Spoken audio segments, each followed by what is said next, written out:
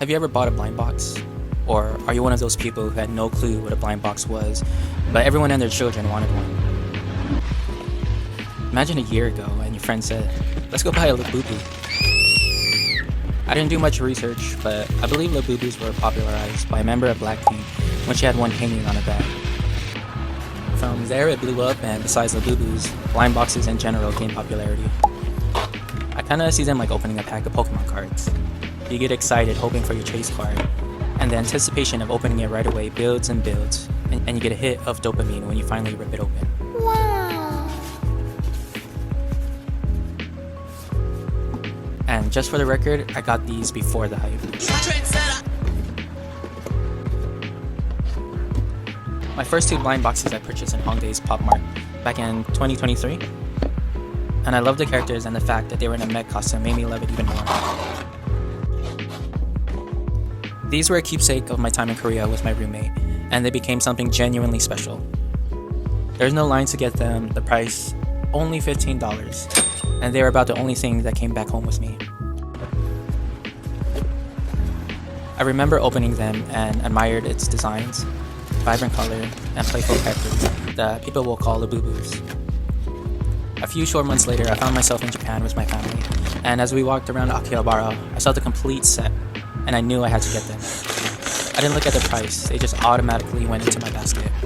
Although I wouldn't consider myself a minimalist anymore, I couldn't help but think that these figures were just cluttered, taking up precious space in my already small room. With prices of blind boxes up a million times today, I had a brilliant idea.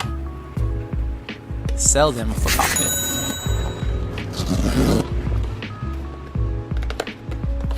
At the time I was on the phone with my friend and I told her my genius plan, and she asked me why, and my answer was, money.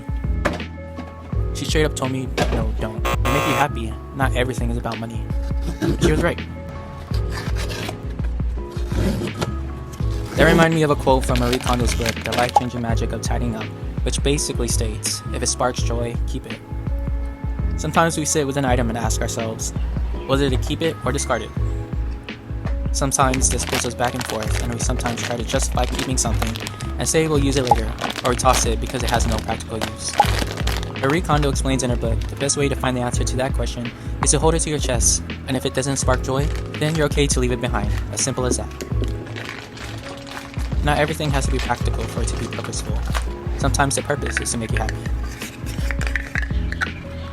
So next time you're decluttering and can't decide to let something go, just ask yourself, does this spark joy?